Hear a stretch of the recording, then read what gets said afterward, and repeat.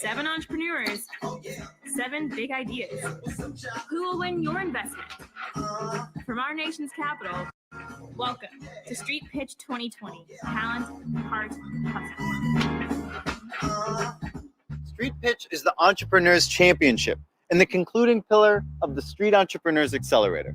Street Entrepreneurs believes it takes a founder to know a founder. Hence, the finalists were chosen by 1,000 of their fellow entrepreneurs.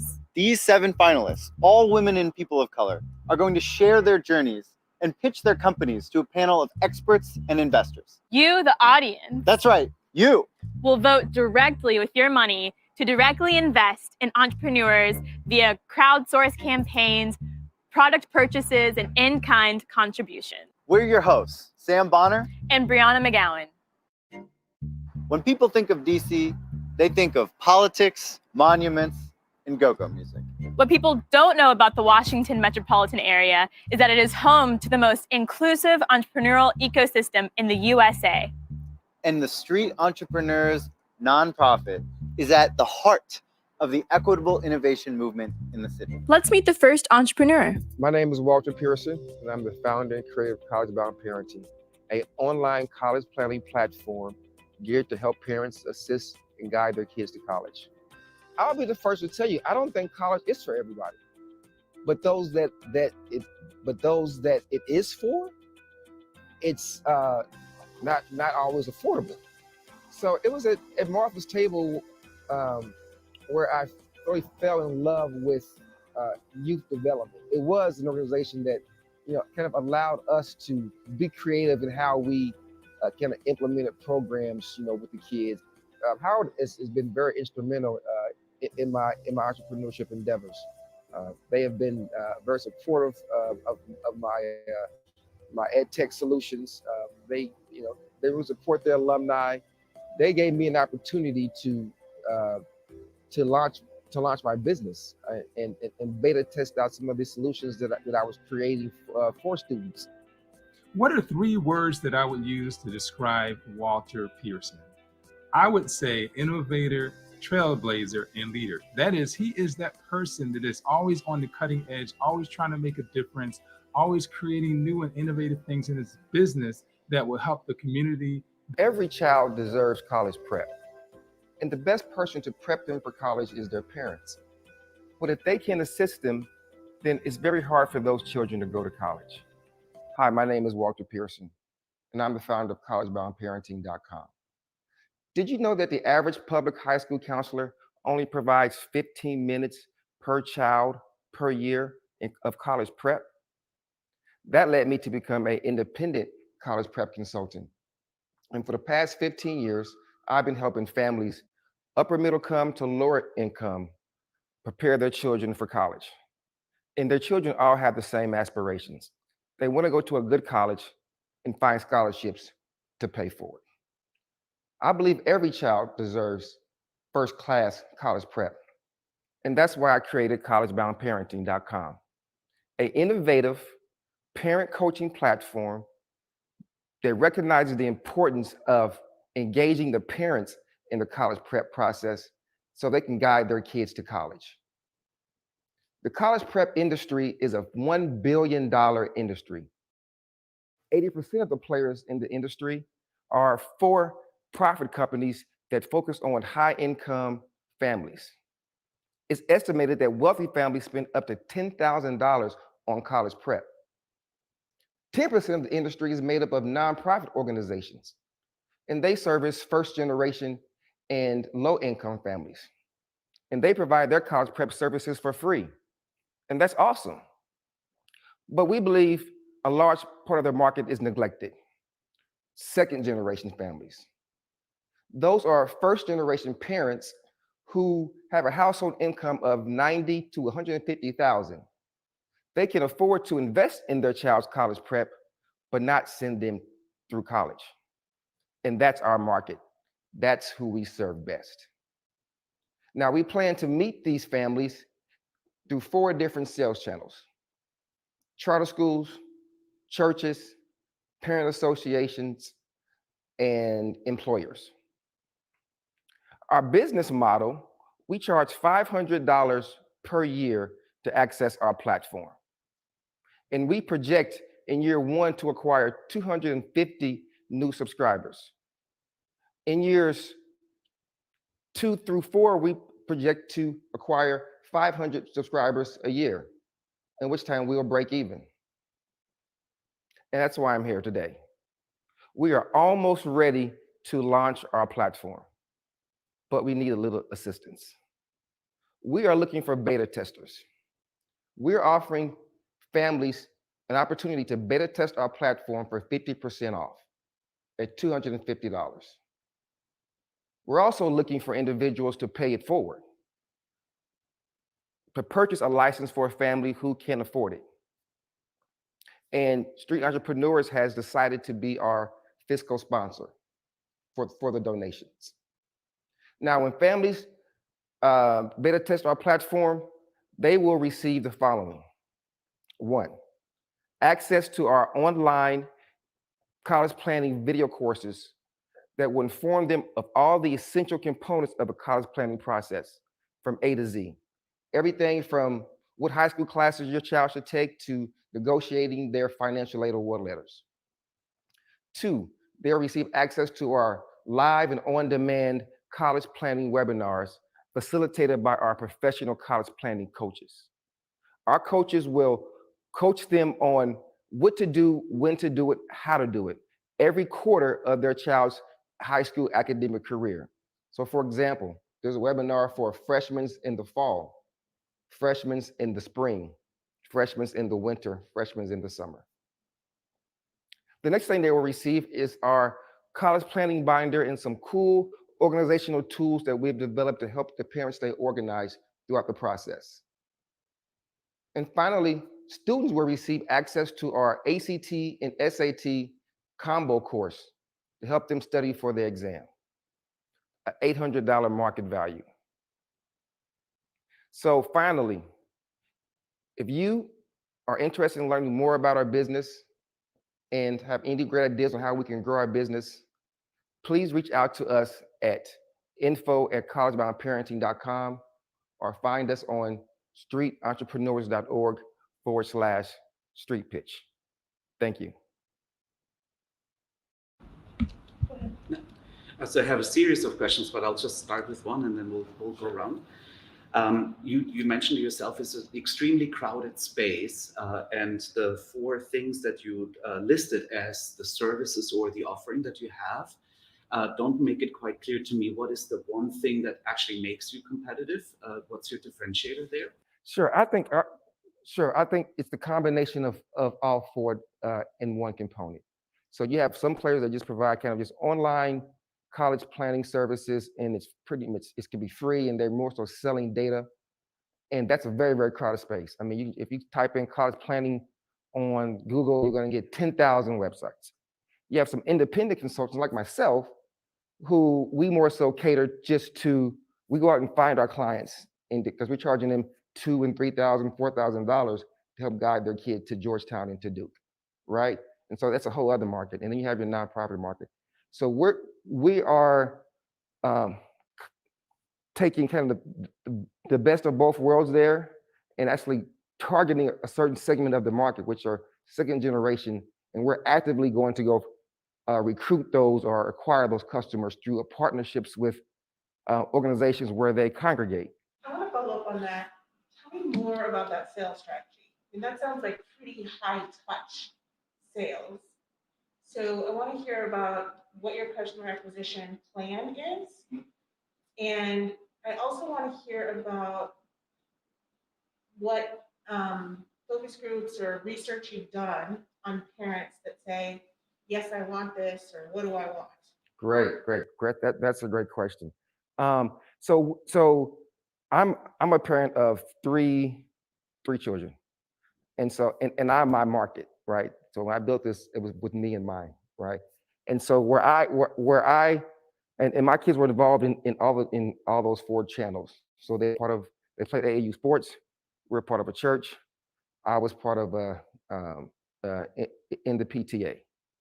And so when it comes, so I've done workshops with all those channels. And so I kind of tested the market to see where and how I can touch those organizations and create a sales strategy from partnering with such organizations. So I have a relationship with one of the largest AAU uh, organizations in the country. Actually, they've produced probably 10 NBA stars within the past 20 years. Every parent that knows about what I do is waiting for me to purchase. I literally have a huge waiting list of parents waiting to purchase my program. I didn't want to go to market without, because every year I relaunch this, and this is the first year that because of COVID, I put it all online.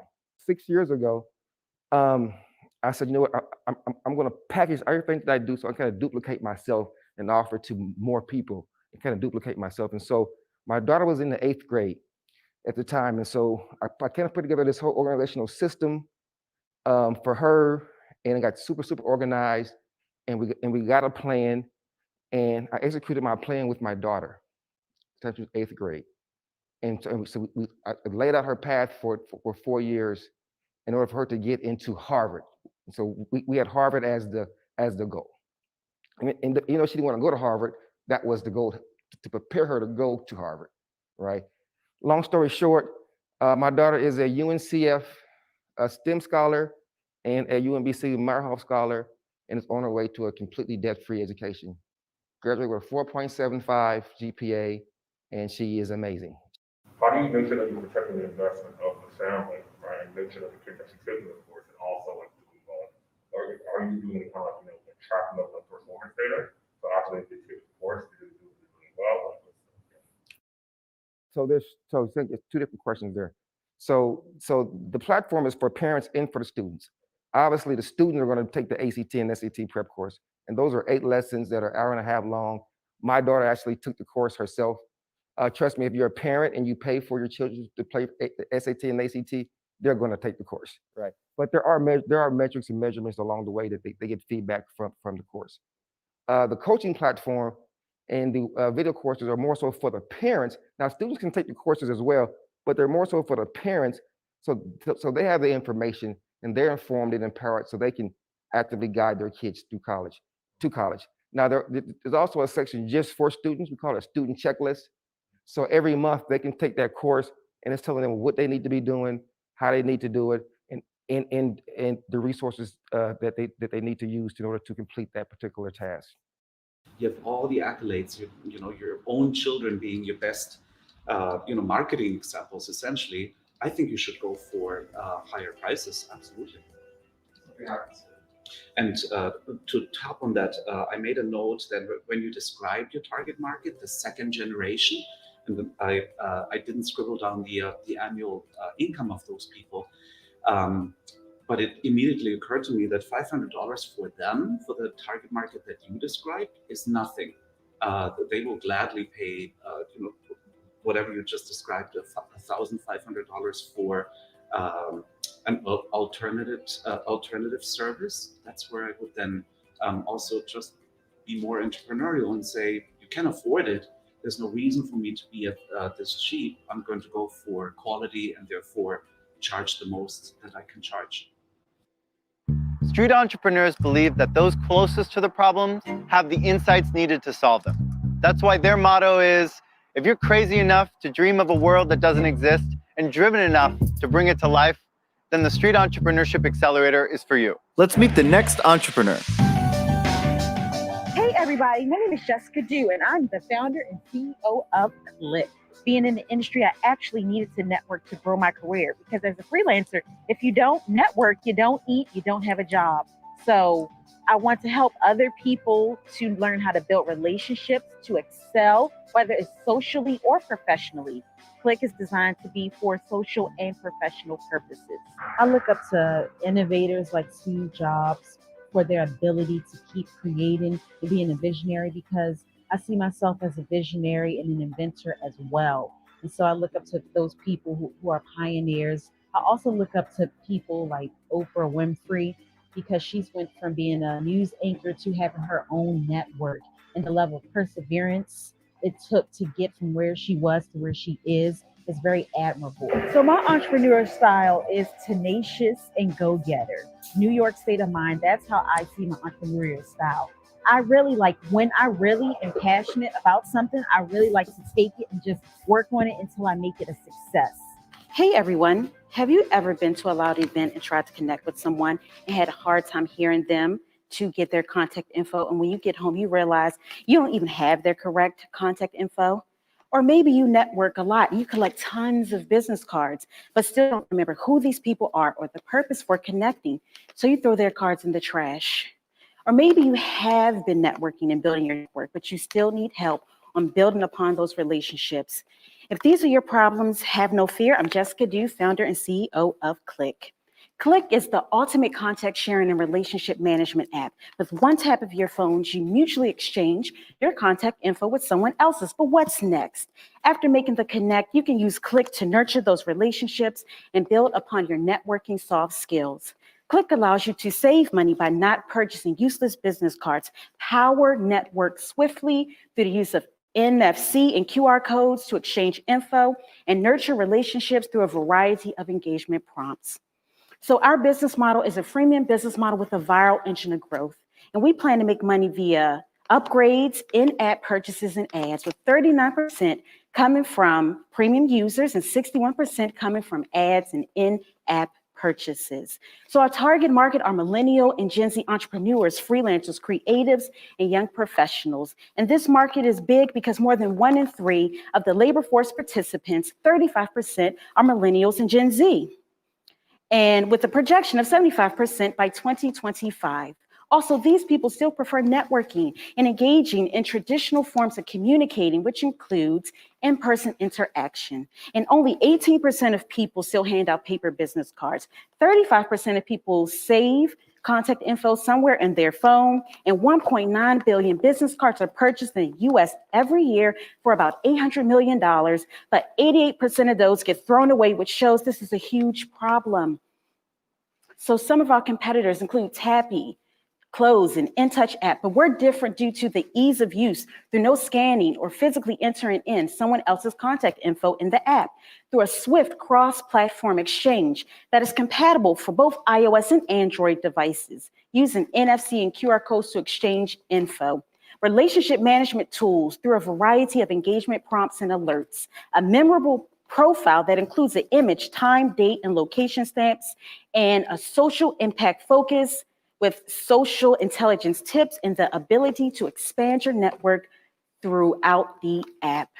So my background is 8 years in entertainment, and I'm a part of the #1 entertainment union and the former founder of a beauty and fashion tech startup where I've gained lots of experience in managing teams to get results.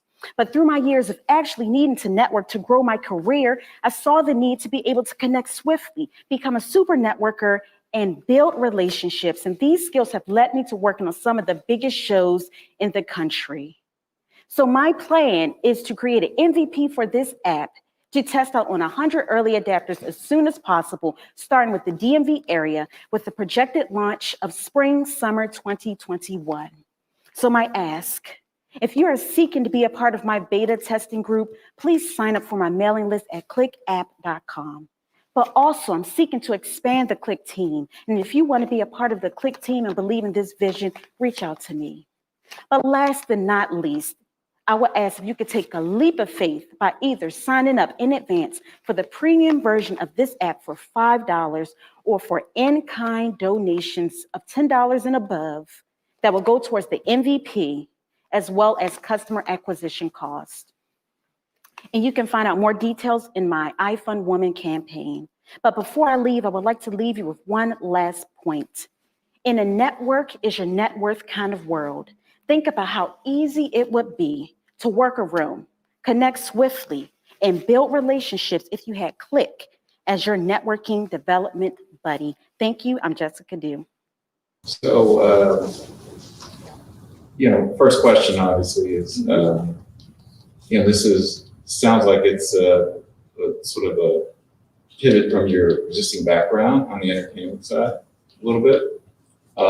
What sort of research or what sort of market assessment have you done relative to the solution that you're talking about presenting here for people wanting to have contacts?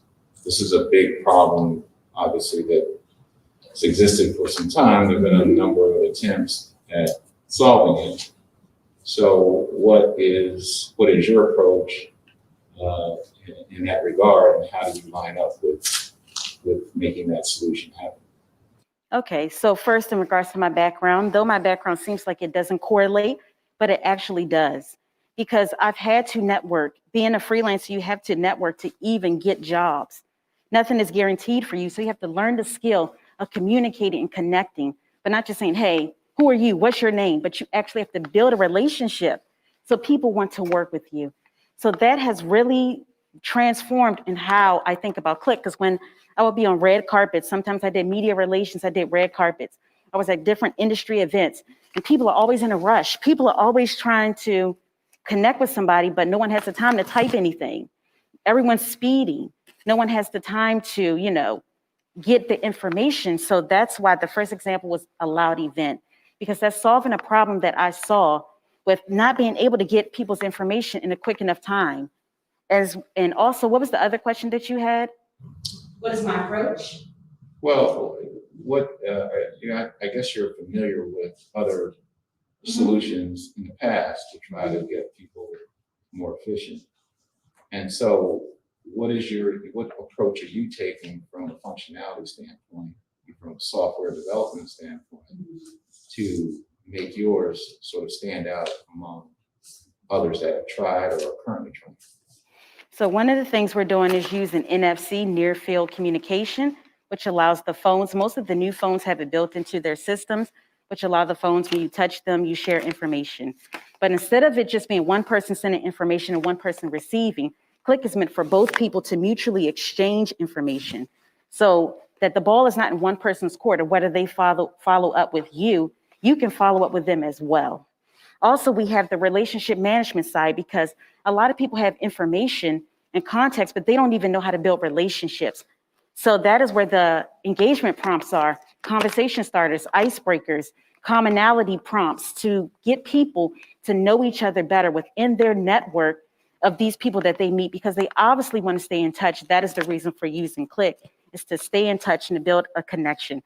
Also to share connections and make introductions with other people within the app, which is like a liaison, which is very, very important for growing your network and actually becoming successful and being a super networker. So it's to help people. It's not just to make it fast. The first part is to make it a fast transaction of getting information quick. That's memorable, that's very vibrant, pictures, about me, time, date, stamps, to really make it easy for the user to remember who this person is and the purpose for connecting. But the second phase is to help them to build relationships and to soft walk them. And that is why the millennial and Gen Z is my target market, though it's not limited to those people, because technology is a part of our lives, but a lot of us have forgotten how to do basic, healthy human communication. So this thrives on, you have to be able to communicate and talk to somebody.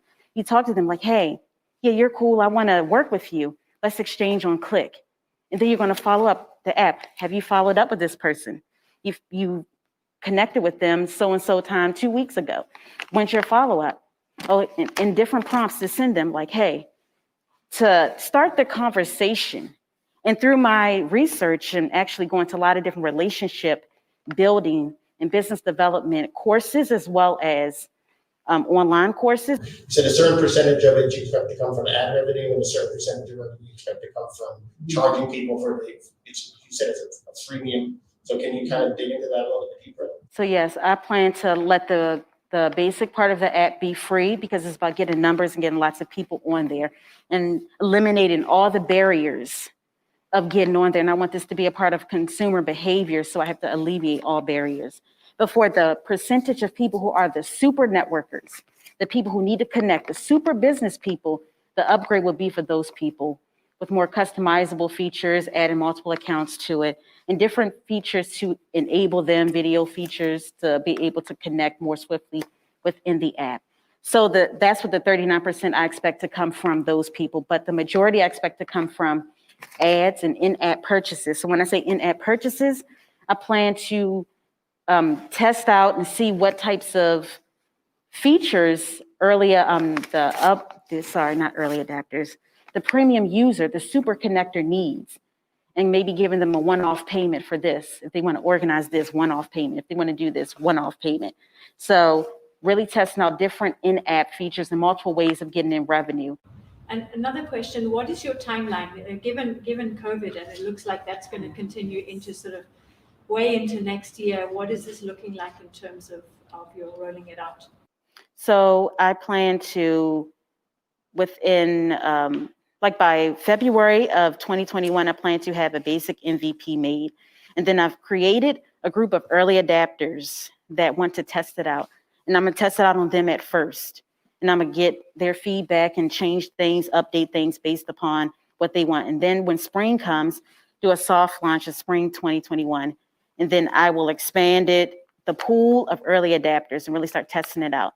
So my goal is by the time people are able to return back to going outside normally, which they can't wait to do, that they'll know about it, how it works, how it's used, and really utilize it. So that is my goal. So to use this downtime as actually testing time. And so to get the product market fit, to learn about the product market fit. And thank you for coming out here, and thank you for your feedback and your questions. And I appreciate everything that you had to say. Thank you. My name is Fabrice Carrier, and my business is called Syllable. If I can describe Syllable in 3 words, I would say it is visionary thinking in ways of the future. And the second one is storytelling. How do we tell a story that speaks to people? And the other one is collaboration. How do we leverage the collective mind and genius of the group in ways to accelerate and improve our own abilities to see things? When I look at Syllable, I think it's based on the basic premise that writers can go further in life if they collaborate together. So we provide a collaborative space where we can match writers to people from across the world, and together they can work to design something that is going to help them in their creative process. 3 words that I think of when I think of Fabrice are passionate, thoughtful, and creative. And just kind of briefly, I think passion being first is mission critical. I think for any entrepreneur, anyone starting a business, anyone going out on a limb to do something new in the world. At the age of 13, I was transplanted from Haiti to America. It was a traumatic experience. I thought America could give me my deepest dreams and realizations. I was wrong. With this Black body, life was a maze with many trials I had yet learned to embrace. A library became my refuge. I was surrounded by thousands of books and comics, and they allowed me to understand the world. They allowed me to understand the English language, my role in this place, and my responsibility that I had to change it. My pen became my weapon to change the world. Hello, everyone. My name is Fabrice Carrier, and I am the founder of Syllable, the first science fiction and fantasy production house. We bring writers from around the world together to work and collaborate to create visionary world building through the Story Bible. I'm a writer. And there are times I can stare at a page for months and write nothing. And there are evenings where I write book worth of notes in just that evening. I know the procrastination that comes with writing. I'm a convener. I'm a second-time founder. I started the League Institute in college, a social venture that brought academic students from different backgrounds together to collaborate. One might say that this is the second iteration of Syllable. I understand the creative struggle that we are thrusted upon as writers who live in a world that sees us as an individual person that has to write by themselves. Well, gone are the days of the lone genius. Syllable brings a unique social collaborative experience for writers through the Story Bible. Group collaboration makes people more accountable. Our storyboarding process provides a unique structure and time management. And I've seen it time and time again. Writers are able to build on each other's concept, and they're able to take their ideas in writing to the next level. Short fiction is dying as a market. There's less readers every year. And because readers are looking for continuous worlds and characters that they can connect with, and there's a major gap with the rise in streaming platforms and the income of writers, I believe Syllable can bridge this gap. I believe that if we can use the sharing economy to democratize the writer's room, we can give writers the opportunity to own their own mini franchise that they can grow, that they can deepen. Our first target market is a short fiction market. And we're gonna help writers populate those worlds with short stories that we're gonna help them publish in small presses in science fiction and fantasy magazine. Later on, we plan on commercializing popular worlds on our platform. Syllable will help writers package well-developed stories with built-in audiences that can cut through the increasingly noisy entertainment and publishing landscape. Syllable gets a cut from that transaction. Imagine for a second, how has this Marvel Cinematic Universe changed your life? The Hulk, Spider-Man, X-Men. How has Game of Thrones impacted your life? Superwoman. Now imagine for a second that you can change it, that you can shape the stories to allow us to see a better future, that writers from all around the world can connect and tell a new story from diverse perspectives. I believe Syllable is the future of transmedia storytelling. Help us. Help us unleash the power of creativity through collaboration. I'm organizing a series of world-building challenge workshops over the next few months, where writers out there like yourselves, aspiring writers, are gonna be matched with other writers in groups within similar genres, within levels of expertise in the type of world that you wanna build. We're gonna facilitate a storyboarding workshop with you to understand the foundation. We want you to collaborate organically. We'll have monthly check-ins. We'll integrate you to our feeds so you can get feedback live to readers. And eventually, within 6 months, we'll welcome you to submit the best short stories that will help you find placement and publish in small presses and literary magazines.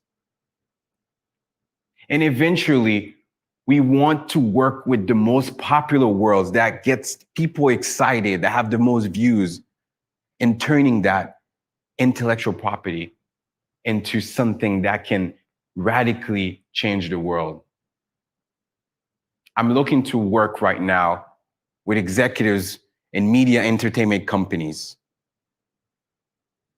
If you want to help us really radically shift the way we see ourselves as a human species, this is the time. Work with me. Go on the Street Pitch website to sign up if you're a writer.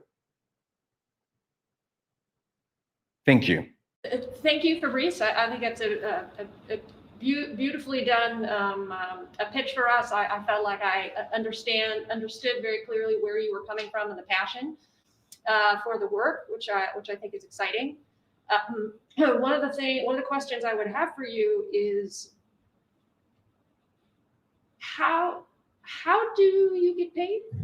So Syllable is going to get a cut from the publishing pieces with the small presses. Right, so that's a long time in the future, right? That's probably correct. As they publish their short stories, we get a cut from that as well.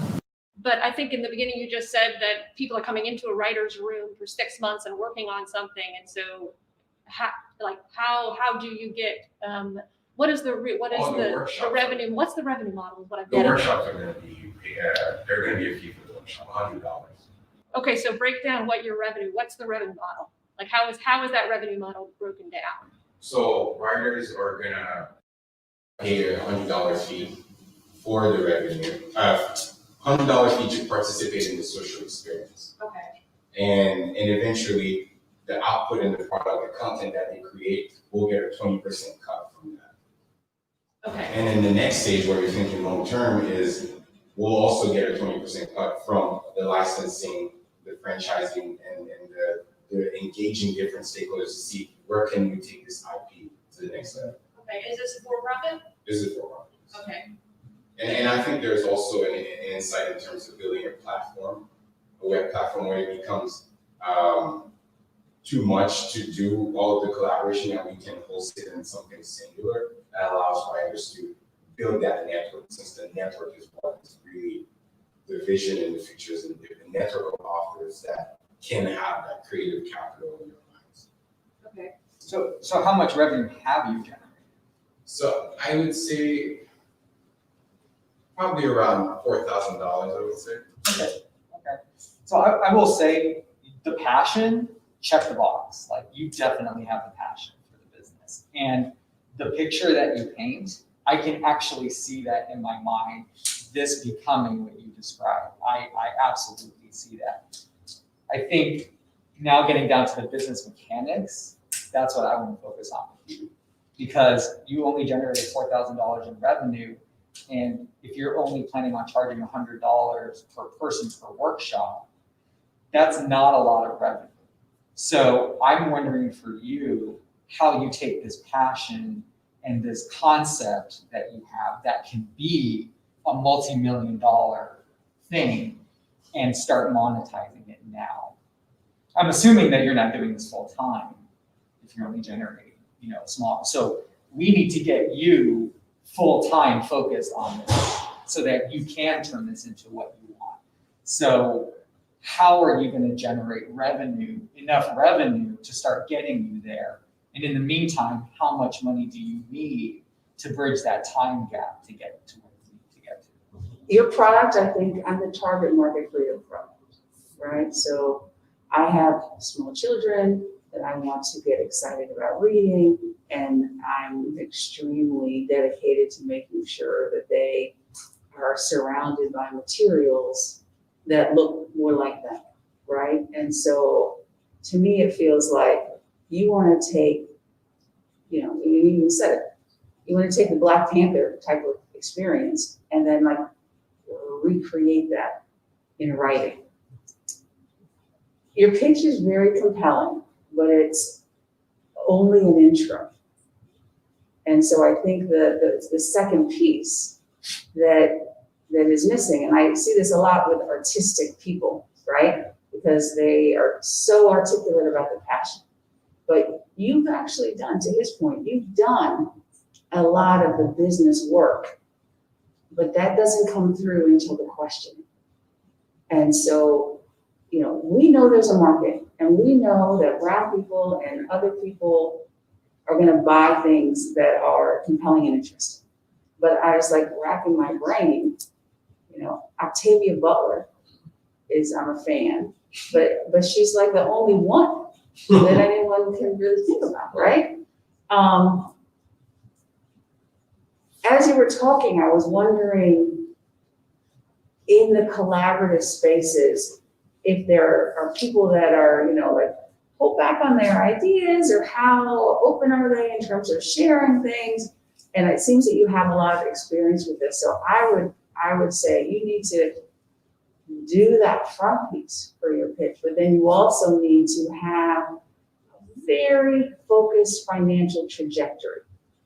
So what I tell people oftentimes is if you're not making money, or if you don't know how much money you will make or are making or will make, then you have a hobby.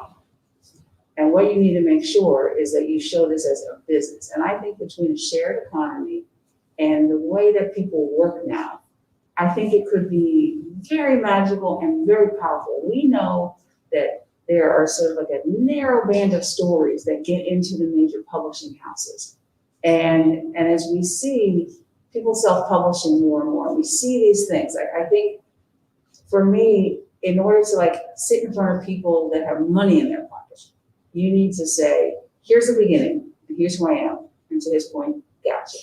But here is what I have done so far. And that's why I know this will work. And then with an infusion of cash of this and this, I feel like in 1 year, 3 years, we'll be here.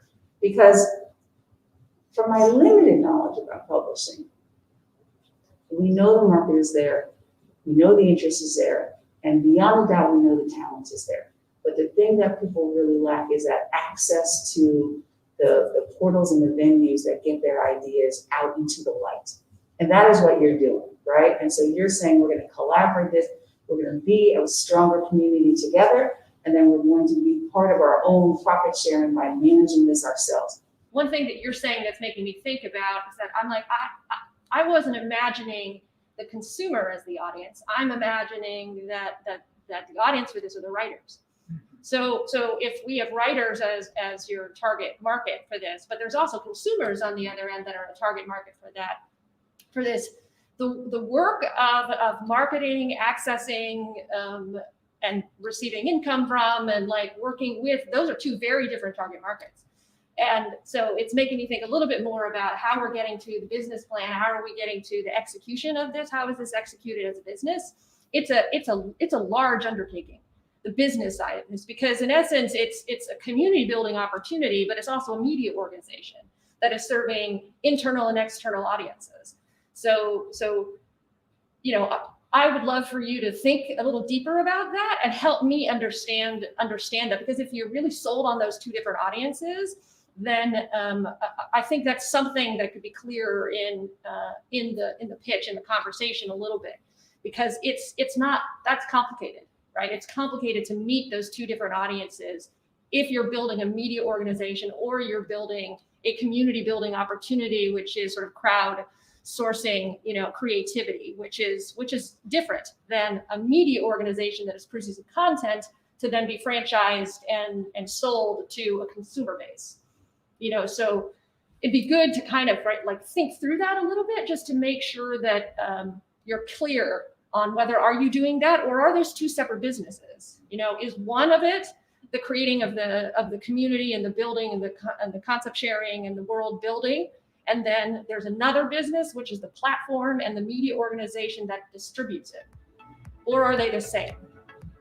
Absolutely. I've always conceived it as an intellectual property business. That's the business that we're getting into. We got accepted this year. I got accepted this year, and the George Mason University Business Law happening. So they partnered us with 3 students as well as a mentor and an attorney as well as the head professor, and they're helping us sort out what does an intellectual property structure look like for us that makes sense, and then eventually how do I make a living out of this. I am extremely grateful for this. I think that there's a lot of seed ideas that I'm going to marinate within the rest of this weekend. Throughout 2020, Street Entrepreneurs hosted 60 virtual workshops and talent exchanges to connect founders to industry mentors and skills-focused coaches. Remember, these entrepreneurs come from 8 different cohorts and are at different stages of development. Some are in concept stage and some are ready to scale. Help them get to that next step and support their campaigns at www.streetentrepreneurs.com/streetpitch.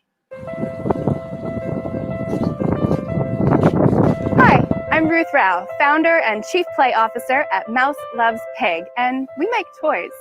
So I started this business with a sewing machine and a dream in 2015 when my youngest son was still in diapers.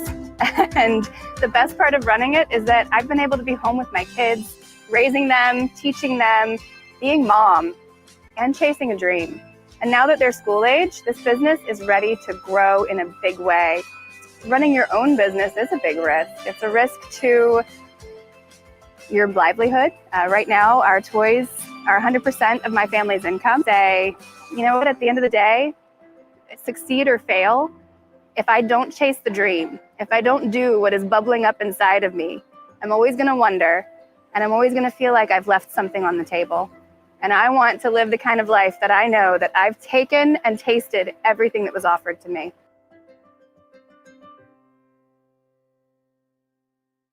When my first child was a year old, his favorite teething toy was recalled for lead paint. I did what a lot of parents would do in that situation. I panicked. I freaked out. And then I went one step further and I started researching.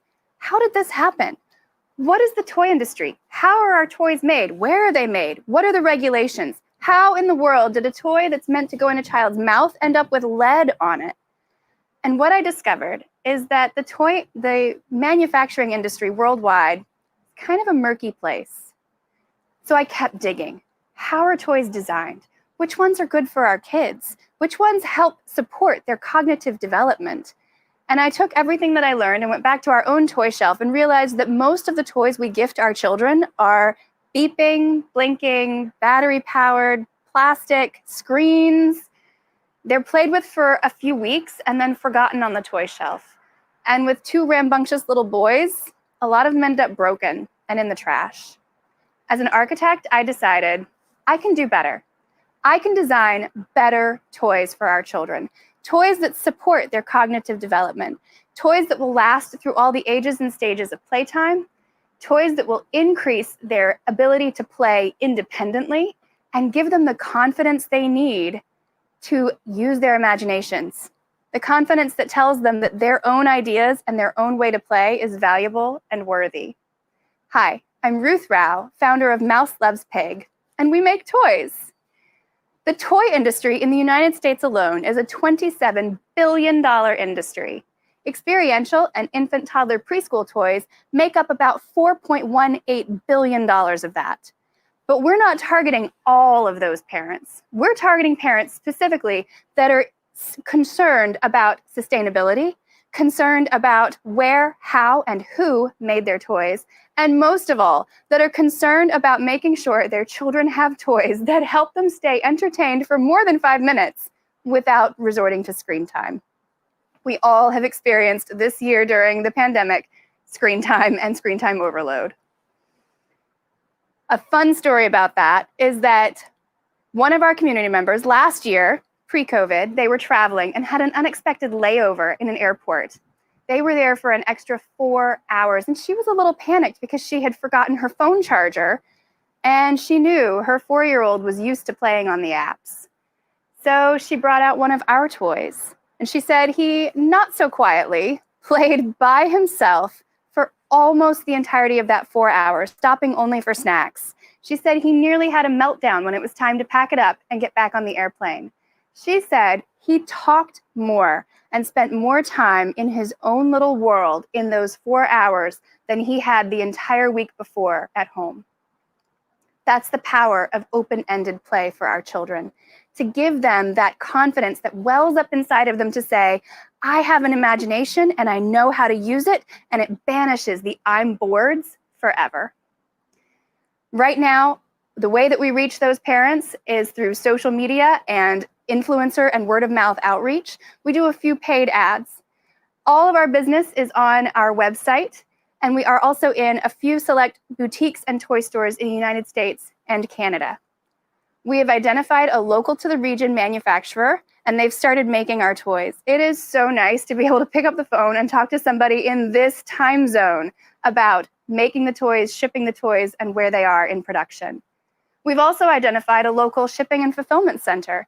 They happen to be an employer of adults with special needs. They are so excited to start playing with, packing and shipping toys for us.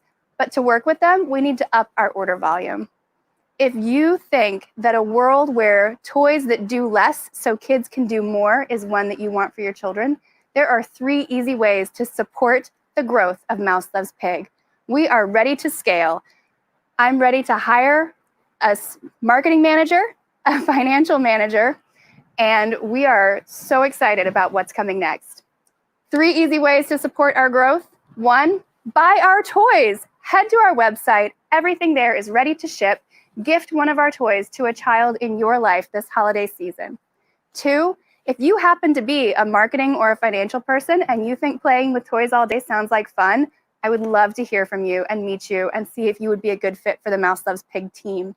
And 3, if you have $100 to $200 to spare and you want to get on the ground floor of the growth of Mouse Loves Pig, sign up for our email list. I have opportunities coming for you in the new year. Thank you so much. Any questions? I am curious, so it sounds like you have multiple SKUs, multiple products. Can you tell us a little bit about the actual products? So right now on the website, we have 3 main product lines. And the reason it's so narrow is that I wanted to make sure we did well with the things that we're doing. Instead of going wide and shallow, we're going narrow and deep to begin with, trying to do smart growth. So our 3 main product lines right now are a line of Crinkle baby toys. They're organic. They've got black and white illustrations on them. They're good for sensory input. They're just a lot of fun. And they're washable. So many of the baby toys that are out there on the market, you wash them and they disintegrate. Ours are made to be they're made to be drooled on. Our second line is a line of what's called ribbon wands or hand kites. They are a gross motor skill toy, super imaginative. They are good for children, roughly toddlers to teens. Feedback play when they're young, gross motor skills, and as they get older, they become a prop for imaginative play. And then our signature line are the tiny worlds. And these are little traveling playscapes. I have some if you'd like to see an example, but it's basically a little traveling playscape with pockets for figurines, and the whole thing folds up into its own carrying case for on-the-go imaginative play. I would be curious to hear just a bit more about how you are similar or different to some of the other people out there who are trying to solve this problem. Obviously, it's a big problem. We all get that there are issues there that need to be addressed, but there are other people trying to tackle it. So how are you differentiated? So there are some absolutely gorgeous companies that are tackling the exact same problem. The way that we're different is that all of the Mouse Loves Pig toys now and in the future as we expand into more product lines, they are portable. A lot of beautiful, good for our kids toys have lots of little pieces and parts that make it really hard to take them with you. And so everything that Mouse Loves Pig makes is meant to be taken with you wherever you go so that kids can take ownership of their own playtime and how and when they want to play. Yeah, that's helpful. Thank you. Can you give us some sense of the unit economics? Unit economics. So how much does it cost you to make the various toys and what do you sell them at, that kind of stuff? So right now our making cost is about 25% of our retail costs. So we've got some wholesale built in. As we scale and as we grow, that making price will come down. There's an economics of scale that will start to happen as we start making more. And then what is the retail price? Depends on the product. So for our Crinkle toys, our retail price is $18. For our ribbon wands, our retail price is between $10 and $12, depending on what part of the country they're in. A lot of our retailers like to upcharge so that they can then discount. And our tiny worlds range from $39.99 to $99.99, depending on the size and the complexity. I have one more question, which is just, so how much money are you looking to raise now, and what would you use that money for? That's a great question. This is my first time ever pitching or asking for anything more than people to buy the toys to support the business. Because you've bootstrapped it? Because it has been entirely bootstrapped to date. The business is paying it's our entire income in our family. Thank you, COVID. My husband's job has dried up. And so we realized that to really grow, I need to hire. And to hire, we need to raise funds and have a little bit more runway. So I'm looking to raise between $250,000 and $500,000 in the next 6 to 12 months to be able to really hire folks that are going to be a good fit and onboard them well. Sure. So you're very well researched. I think just giving yourself a break, like be kind to yourself. Thank you. If you, need to pause and take a breath, like that's fine. Thank you. We've all seen that. We're used to that, especially this is a new format. So, just know that when you're pitching, everyone wants you to succeed, to do well. So, just, confidence wise, I think just keep that up. I think the only thing I really saw that wasn't really that fleshed out, and it sounds like you're addressing it because you're hiring a comms person, but people do want to hear a little bit about how you are marketing and how, the work that you're doing to tell that story besides just coming, I think, to pitch. It's like, yeah, great, we can give you money, but how do other people know about you? And I think that's important. So just, sounds like you are addressing that, I fully recognize that that is not my sweet spot, and I would love to hire somebody that is that sweet spot. Yes. Yeah, it sounds like a really interesting solution to a problem, and I don't really know much about toys. So I'm learning too. But as someone who has, during COVID, is buying toys for people's children, because we can't see them, so it's a lot of like, let me send you something in real life. I think there is a market, and I think it's approaching it in a different way is this is the time to do it, I think. So.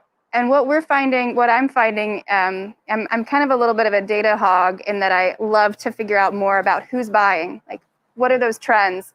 And what I'm seeing is that obviously as kids get older, our average parent is getting younger, but the breadth of that age range is expanding a little bit. I think this newest generation of parents is really concerned about sustainability and who and how and where their toys are made.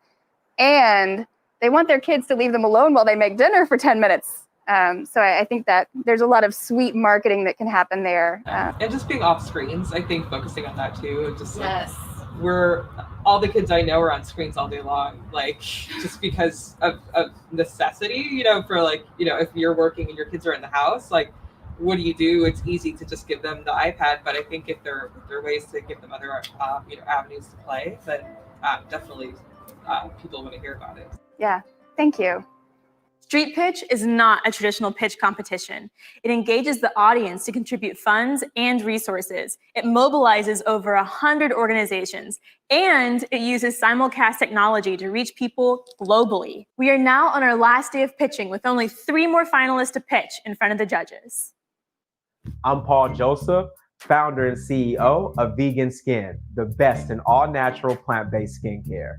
The best part about running my business is definitely the lives that I get to affect. When I get a text message from a mother who says that her child is a completely different person now because of the products and what it's been able to do for her kid's skin, or for that guy who, feels like he doesn't see himself accurately reflected in the mirror when he looks at himself because he doesn't like what's staring back at him in the mirror. And then he begins to use the products, and now he's really feeling himself and feels like that he's handsome and can go out and tackle the world. And so when you are making real change in real people's lives, and those people are letting you know the impact that what it is that you've created is having on their life, like there's no greater joy than that. You can't put a dollar on that. Carter G. Woodson for me is definitely someone whose legacy is surviving in me in the times when I feel like, I'm tired or I'm unsure of myself or, questioning whether or not I really have what it takes to be an entrepreneur and a business owner. I think about the challenges that people like Carter G. Woodson faced in the early 20th century during Jim Crow segregation and how they were able to overcome these challenges and to create amazing businesses and to create, amazing academic studies. And so if they were able to push past the challenges that they had in the early 20th century, then I think that as a Black business owner in the 21st century, that I can push past whatever challenges that I face to also become a living legend and to be great just like them. I'm Paul Joseph, founder and CEO of Vegan Skin, the best in all natural plant-based skincare. We're an e-commerce company that specializes in products that contain less than 10 ingredients that you can actually pronounce, all right? So no going to Google, trying to figure out whether or not the products that we actually have are clean. You know exactly what it is that you're getting with Vegan Skin. That actually ties into how I created the products. When I was 23 years old, I was diagnosed with a skin disease that doesn't have a cure called hidradenitis suppurativa. Now, when the doctors told me that this is what I was diagnosed with, they literally said, there's no cure, there's no effective medical treatment, and the best thing you can do is to get yourself linked up with a support group. Now, of course, you can imagine at 23 years old, that's a really dark outlook to paint for somebody who's so young. But as they predicted, the disease got progressively worse throughout my 20s. And by the time I was 29 years old, half my body was completely covered in boils and cysts. And I literally contemplated ending my own life because I just couldn't see the light at the end of the tunnel. I was suffering in silence. I was in a lot of pain. But that was the moment that I said, you know what, Paul? you have two choices. You can either allow this to defeat you, or you can choose to pick yourself up and figure it out for yourself. And that's exactly what I did. I got to work. I created 3 signature products: our skin correcting face and body butter, which is our most popular product. It's our hero product. It's an excellent moisturizer for your skin. It'll make your skin glow really nicely as well.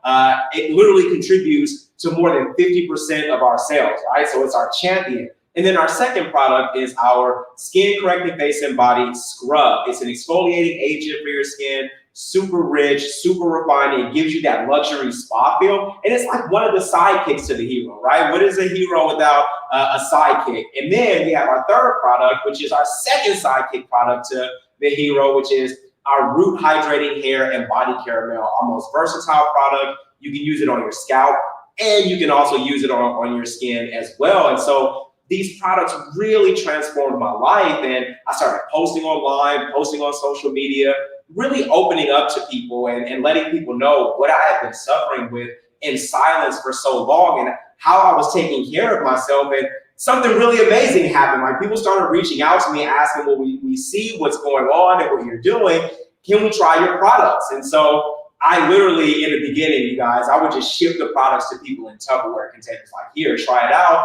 And then something really incredible happened. People began experiencing life-changing results. That was when I knew that I had really created something that could be beneficial for so many people. And it's the reason why we have gone on to help thousands of people, whether they have skin woes or not.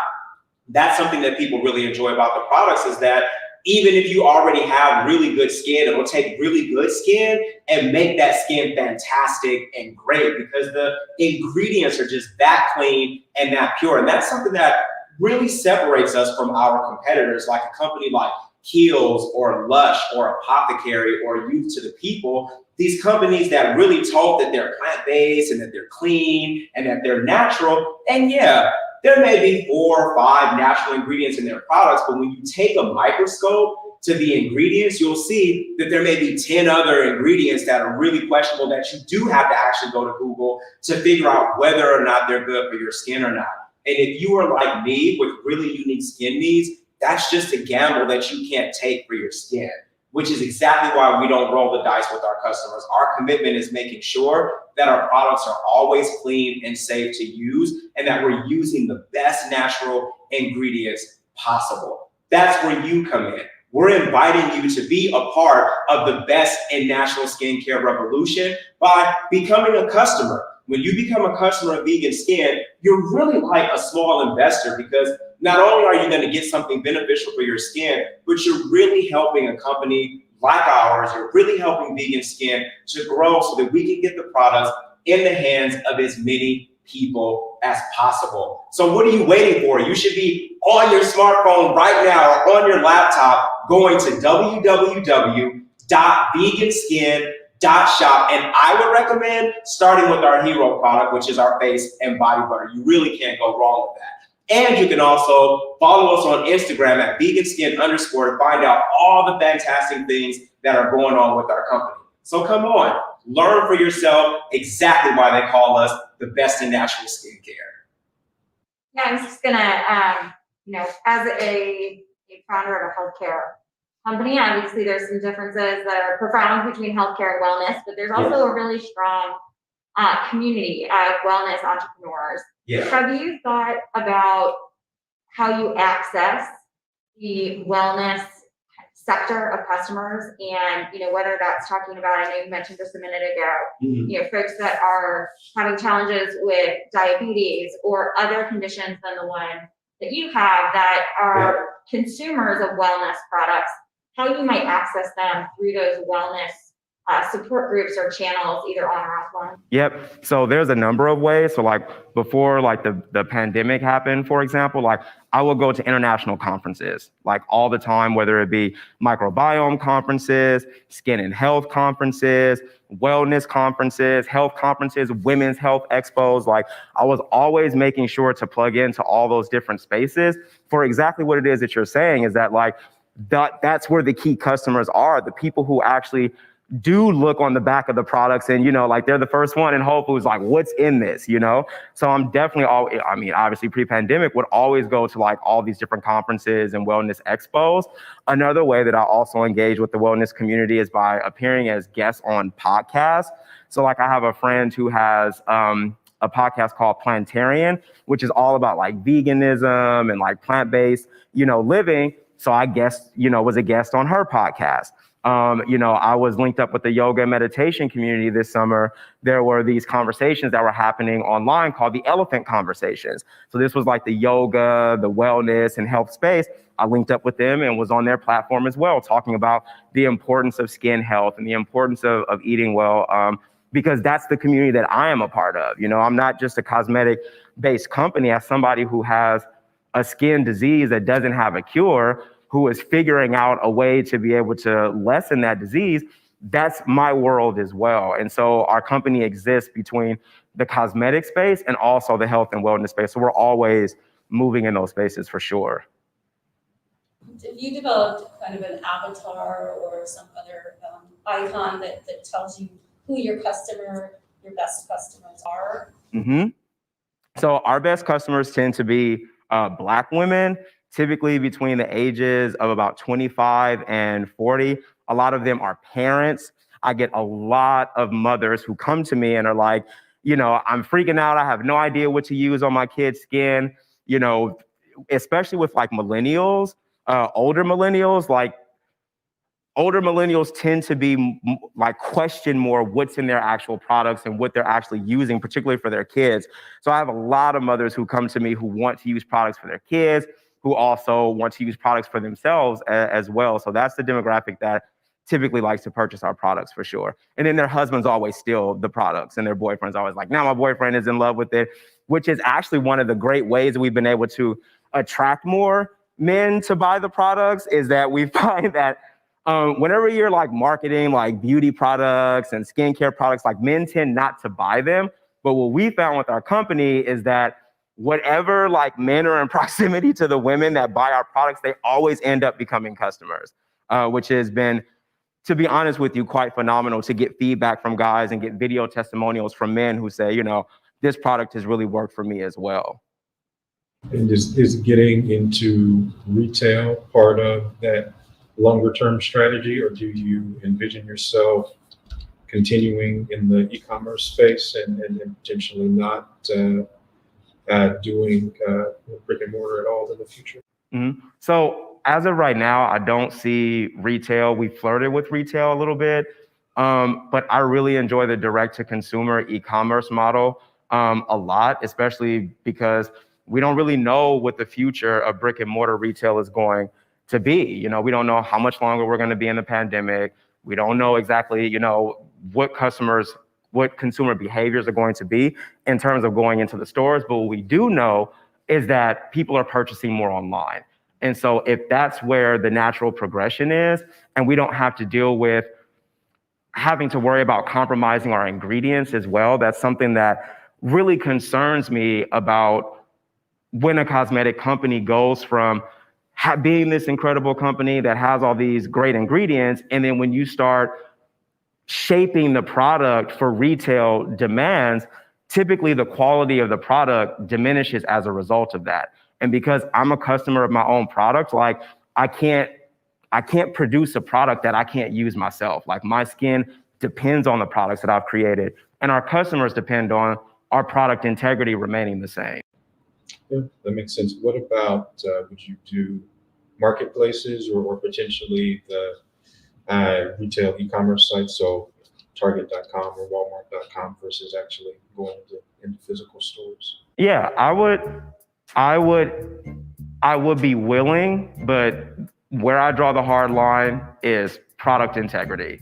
As long as there is a way to do it responsibly, where the product can retain its integrity as really being a natural plant-based product that people really are experiencing benefits from, if there is a way to still do that responsibly and then still have it manufactured on a large scale like that, where a Target or a Walmart can carry it, then absolutely. But if that means that the quality of the product has to diminish, then I'm not interested. Thank you. Hello, my name is Sharon Mercano and I'm the owner of Charinor. The problem that my company solves is we create high fashion flat shoes for women who wear above a size 10, and we make complimentary Superfly accessories to go with them. This is a zebra pony hair mask. It has 74 holes in it. I handmade it, hand cut it. These sold a lot at the height of the pandemic. I'm really happy that people trusted me with their protection. The values that I live by as an entrepreneur are strong moral ethics. I make sure that I treat people well, and strong work ethics. I make sure that I work hard and I love what I do. I would say that she's talented. There's no denying that. I tell her all the time, and it's not just to flatter her as a friend, that her fingers were created to cut leather. And I'm proud of who she's becoming. Hello, my name is Charinor Mercano, and I'm the owner and head designer of Charinor. Charinor is a premium leather goods company that specializes in handmade accessories like leather masks, leather fringe scarves, and high quality handbags. We're blessed to say that we just celebrated our 3rd anniversary. This coming season, I'm realizing my ultimate dream of adding a line of high fashion flat shoes to go with our accessories. Did you know that less than 10% of all shoe companies make women's shoes above a size 10? I know this personally because I wear a size 12 in women's shoes, and very few companies make shoes in my size. If I'm lucky enough to even find my size and I want to look cute, I have to go for a high heel. If I want comfort, then I have to go for a flat. No one should have to compromise. To be honest, no matter what you do to it, a high heel is never going to be comfortable. I want a fancy flat. That's why at Charinor, we will create high fashion flat shoes for powerful women of excluded sizes who want to go from early morning meetings to late night cocktail parties, all without having to change their shoes. Our customers demand style and they need comfort, all in their size. The average pair of Charinor shoes will cost $195, and we project that our shoe line will be cash flow positive by the end of our first year. We will use the profit of our sales from you to design and make the very first line of Charinor's fancy flats that will be shown at DC Fashion Week right here in 2021. We have competitors that make flat shoes in some sizes, but those shoes are typically basic plastic trash. Unlike our competitors, our shoes are made by a trusted footwear design instructor who taught at the Fashion Institute of Technology. Our shoes will be made locally using ultra comfortable pour-on insoles and high quality, genuine leather uppers. I love what I do, and I pay it forward with every step by donating leather design classes to people who wouldn't normally be able to take my classes, like cancer survivors and teenagers. Not only is it good for the soul, but we are developing production capacity locally by molding craftsmen and creating people who are passionate about working with their hands. At Charinor, we make leather accessories that fit. They fit your body, they fit your life, and they elevate your style. You can find us at charinor.com, where you can sign up for the shoe drop, buy our current products, and donate to our classes. Thank you. Can you talk a little bit about like how you're planning to fund the creation of the shoe? Is it from like the current sale of your products? Are you looking for investment? What does that look like to bring this product to fruition? In order to bring this product to fruition, the way that we're going to raise funds is organically through sales. Now, what happens is that the rollout tends to be a little slower than usual, but it is organic and it's fueled by customer sales. For the very first year in business, we had no profit at all. And for our third year in business, we had $13,000 in profit. And this isn't even my full-time job. I teach full-time. And even though it's moving slowly, I'm building a customer base that trusts me. And so I would like to continue that for the rollout of the shoe line. Your products are amazing. I checked it out online before coming. And I'm curious, as you get into the world of shoes, I'm a big shoe guy. I have a lot of shoes, so know quite a bit about it. Can you talk to us a little bit about your supply chain? So where are you going to kind of tap into the supply chain that you already have in existence with your bags and your accessories, or where you kind of like you sourcing your goods? So when Raw materials, more or less. Yeah. So I like to source my materials in store in cities like DC and cities like New York and Ohio. During the pandemic, however, it has forced me to look for online suppliers, which has been a really good positive because I can get a lot more raw materials at lower prices. And I will continue to do that as we roll out into our footwear line. And one of the things that's important is that I make everything by hand, and I'm training artisans to work with me. Through finding people who are interested in the classes, I tend to find people who are really passionate about leather design, and I train them to work under me. I have interns who work under me. I have contractors, different models, different photographers, and that is how I'll build up production capacity as well. Can you talk a little bit about your experience? I know you mentioned in your pitch something about the Fashion Institute of Technology. Are you currently a teacher there, or is that a previous role of yours? Can you share a little bit more about kind of what led you to starting your own company with your first line of products and then going into the shoe line? So what led me to start my own company was originally when I first graduated from university, I was a stockbroker. I worked at Lehman Brothers, and then after a time, I became a compensation analyst. And I noticed that I was really missing texture and color and fun in my life. And so what I did was I just went to the Fashion Institute of Technology, and I started taking a class after work, and it was just a sketching for accessories class. And I ended up loving it so much that I was like, oh my goodness, I can stay up till 4:30 in the morning sketching, go to sleep for 2 hours, go to work at 6:30. I wouldn't recommend this, it's not healthy. And still be super energized and pumped up. So I just felt I need to figure out how to do this and make money. And I actually started saving money. I quit my job later that year, and I enrolled in the Fashion Institute of Technology full-time in their accessories design program. I graduated in 2016, and I worked making kids' shoes for Kenneth Cole. And I quickly learned that designing shoes is a lot like crunching numbers as a compensation analyst. You really just sit at a desk and sketch shoes all day long for somebody else.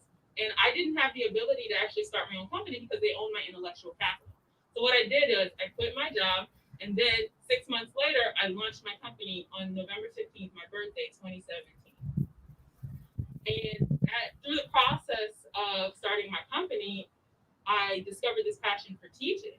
So I was already connected to the Fashion Institute of Technology, and they needed people to come in and teach footwear design courses and handbag design courses.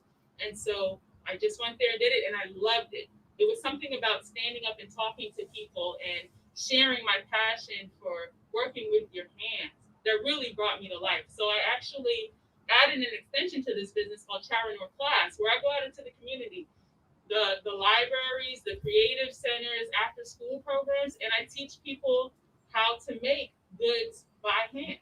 I think it's a really important part of happiness, actually holding something that you made yourself. Yeah. I'm really loving the idea that you are a social entrepreneur. It's something that is personally really important to me. So I'm glad to hear that. I'm curious, as you had mentioned that your price point coming out, I think it's going to be $195, I believe, for your shoes. Can you talk to us about like how you came to that number? And furthermore, there are many shoe companies that have come out, and clearly, as you perhaps know, and they'll have a price differentiation between a kind of more general market product versus a more higher end premium model. So you came out and said, I want to do premium straight out the gate.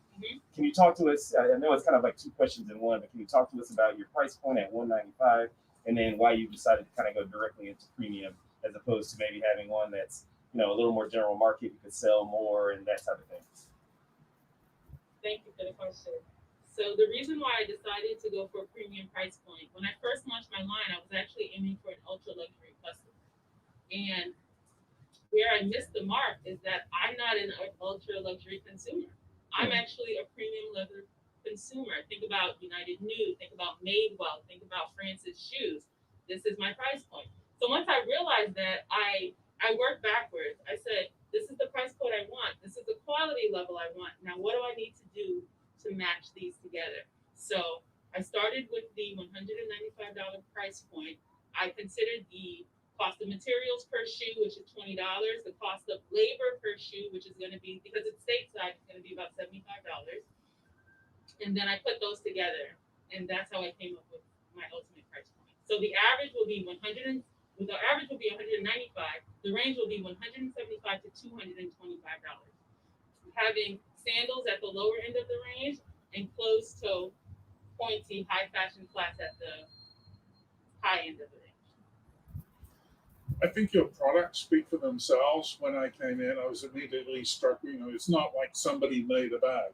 These are designed, they look high quality, they look premium, no doubt about, you know what you're doing.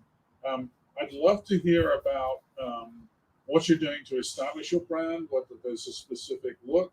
And you mentioned earlier about intellectual property. You know, you're going to have a trademark or a thing on your products, which, you know, people can then recognize and say it's one of yours? Yes. So the way that I differentiate my brand, our design ethos is modern, minimal, simplicity. And simplicity really means simple, style, elegant, function. So you don't see anything extravagant. These bags aren't even lined. And one of the reasons is lining usually hides the sins of the leather. So if you have a low quality piece of leather, they'll back it with plastic and then they'll put fabric inside. I just wanted to start with a quality piece of leather. And as far as our trademark, I have my logo here.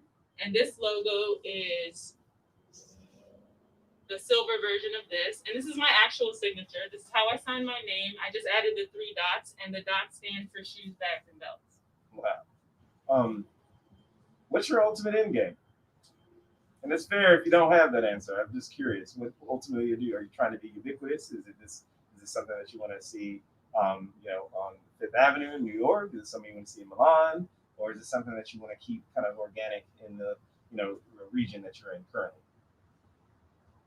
My ultimate end game actually looks a lot like what I'm doing now, but on a much grander scale.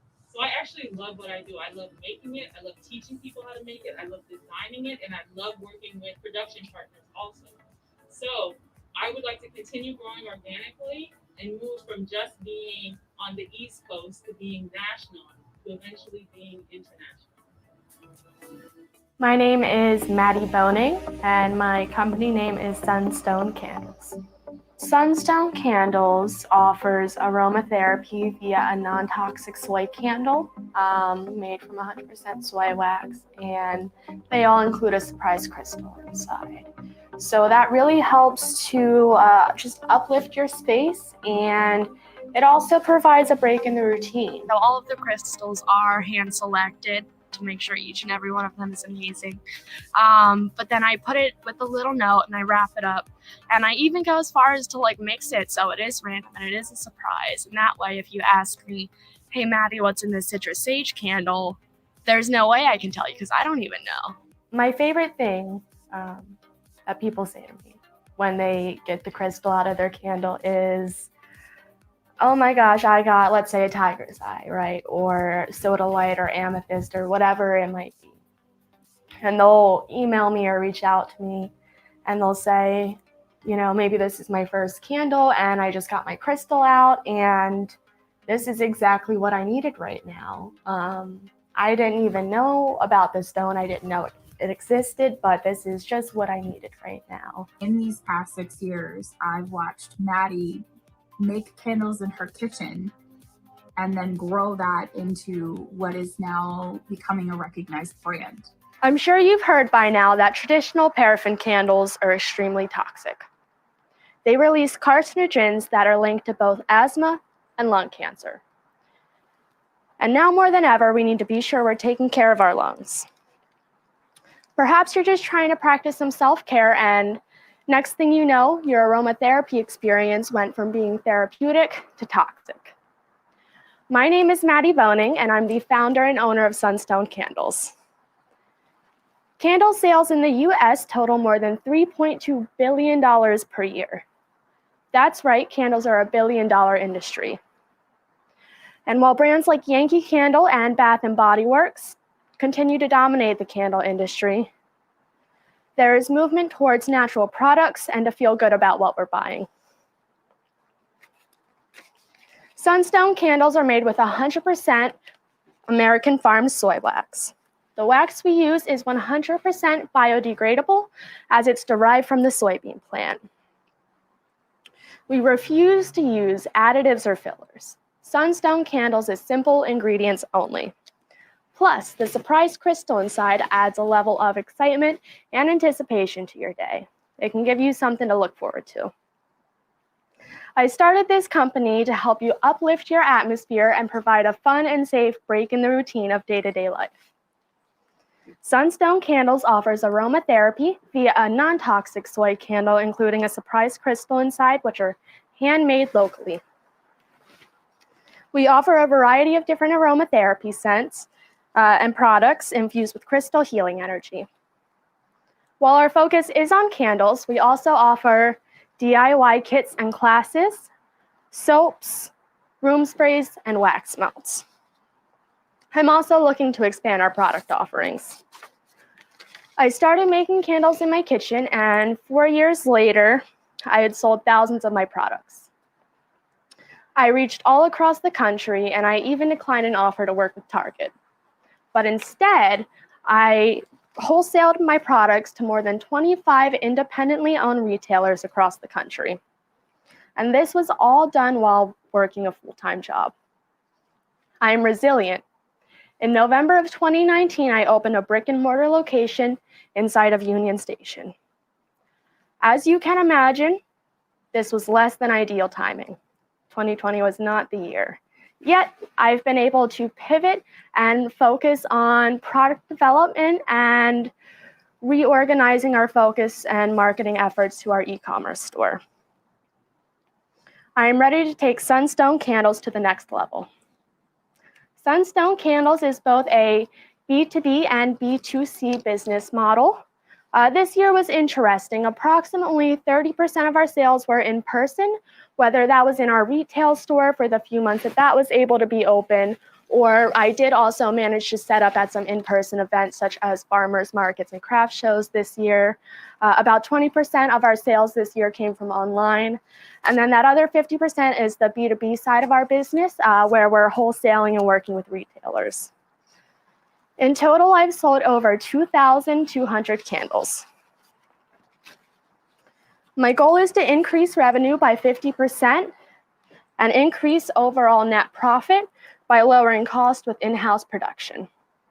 My plan going forward will include a new candle drop shipping method, wholesale, and really doubling down on marketing our e-commerce store. My plan going forward, I want to be able to invest in things like a product label printer, higher capacity melting pots, and short-term rental manufacturing space. Some ways you can support me in expanding my production capability and product expansion is through my crowdfunding campaign, and also to buy and recommend Sunstone Candles products, either for yourself or to someone who might enjoy them. I'm also looking to network and make connections and partnerships. If you have the network, connect me with retailers, e-commerce stores, or anyone who might be interested in our products. Please visit the Street Pitch landing page on my website for more details about how you can support Sunstone Candles. Thank you. Good job. Thank you. Why'd you say no to Target? Great question. So I said no to Target, and that was a very difficult decision because obviously that would have been a lot of fast cash. I said no to them because they wanted me to sign an exclusivity agreement, meaning I could only sell to Target. And I included in my pitch the part where I said, but instead I sold to 25 independently owned retailers across the country.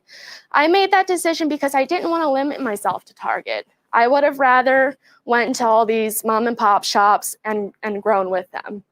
Yeah, I didn't want to be exclusive to Target, which is why I said no. So who's actually buying your candles? Can you describe? Yeah, it's actually a very versatile market of retail stores that buy them. It's been anything from flower shops to bookshops to clothing boutiques to gift stores to crystal shops, you name it, you know? This is great, and the world could certainly use some light in this darkness. So I love that you've made a candle. I love that it's also circular. You've got a whole system in place. I love that you're going for a community approach with the independent stores.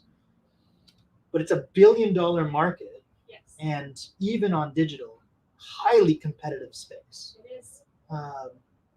Beyond the well-being focus, what else differentiates your product and approach that could break through the clutter? So we are the only candle company that has a surprise crystal inside of their candle. Now, I did file for a provisional patent to protect that idea. However, I didn't finalize it to the full patent because I had a sense of this isn't the final design. You know what I mean?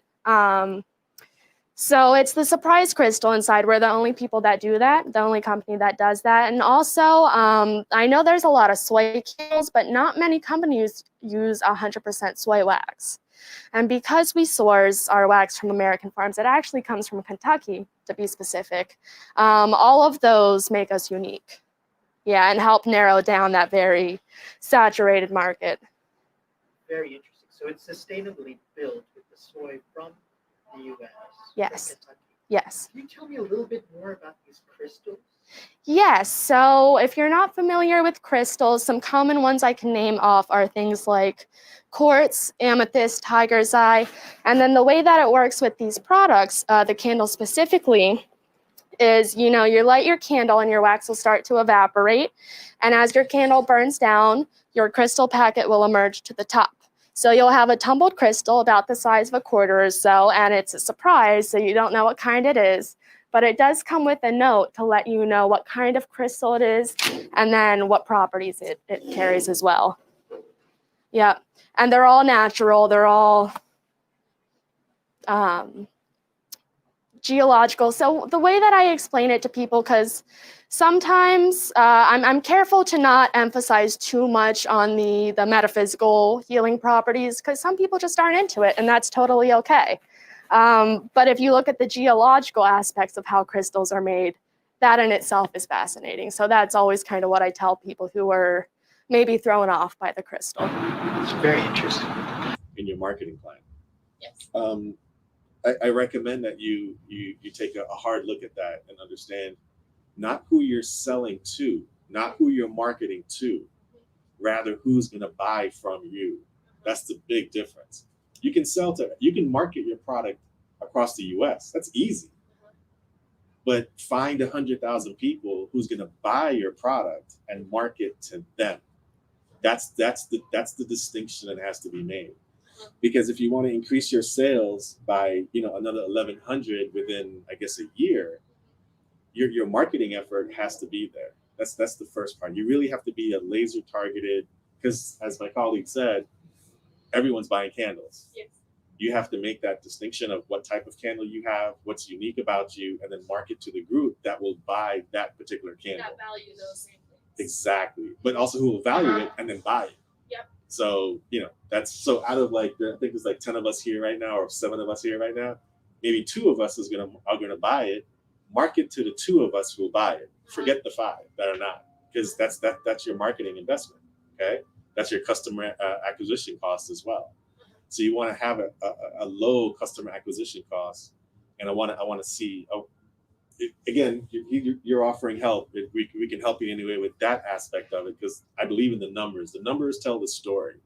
So if you want to go 50%, there's a story there that the numbers won't lie, but your effort has to be up to that number. don't ever call yourself small. I don't ever think of yourself as diminutive. Don't do that.